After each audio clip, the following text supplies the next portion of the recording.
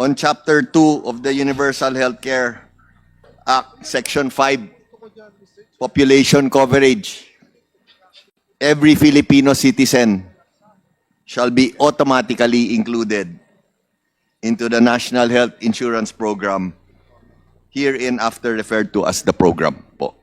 So again, every Filipino citizen shall be automatically included. Yes, Thank you, Mr. Chair. Nakuha ko yun, Mr. Chair. Again, gusto ko lang malaman if it is 80 billion ba talaga yung premium na kailangan bayaran from the indirect contributors.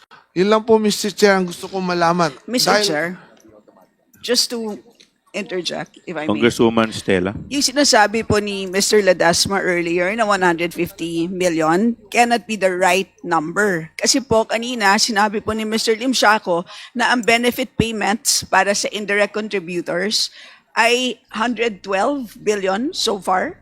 Tama po ba? Ang sinabi po ninyo, ang actual benefit spending para sa indirect contributors sa taon 2024 ay 112 billion so far. Matatapos na ang taon. So sabihin natin, let's round it off to 120 billion.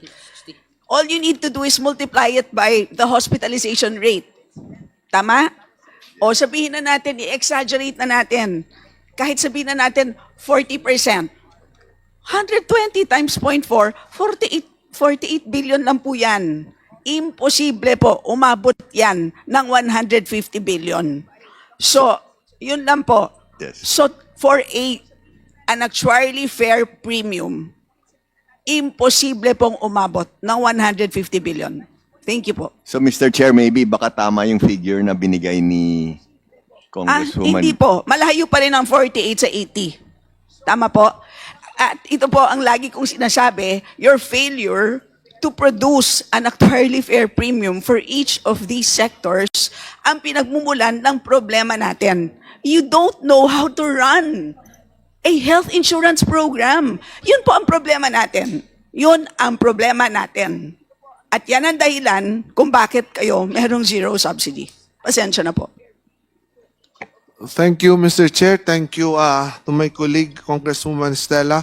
Mas naging klaro po yun, no? Kasi yun po yung talagang pinupunto ko rito dahil nga po ang sinasabi ng ating mga kababayan, baka naman napakalaki po ng kailangang bayaran or sagutin ng PhilHealth doon sa mga indirect contributors. No? Yun po yung pinupunto natin dito. Siguro kailangan ninyong klaruhin yan, no? Kasi kumakalat talaga yan dito sa atin pong social media. Wala na po akong tatanong, Mr. Chair. Ang gusto ko lang pong emphasize, ang gusto po natin dito, Mr. Chair, accessible, abot kaya at libreng medical pagdating ng araw sa pagpapagamot ng bawat Pilipino. No? Hindi ito pangarap, Mr. Chair, but it is a fundamental right that every Filipino deserves. Gayon pa man, hindi po ito magiging katotohanan, Mr. Chair, kung walang makabuluhang enhancement, mabilis na enhancement ng mga benepisyo ng PhilHealth at kung magpapatuloy po ang zero subsidy dahil sa kawalan ng benefit enhancement at malaking investable funds, hindi po ito mangyayari.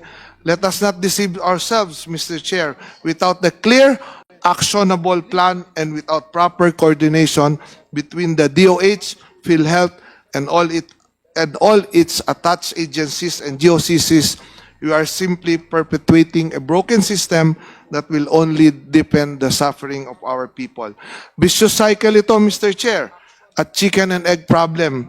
Kung hindi po ito kayang ayusin ng DOH at ng PhilHealth ngayon, baka panahon na para tingnan po natin na kailangan bang ihiwalay ang PhilHealth, ilagay sa isang ahensya or ilagay sa Office of the President mismo, dahil para sa akin po, yan po ang primerong responsibilidad ng kahit na anong pamahalaan, sunod sa pagkain, kalusugan.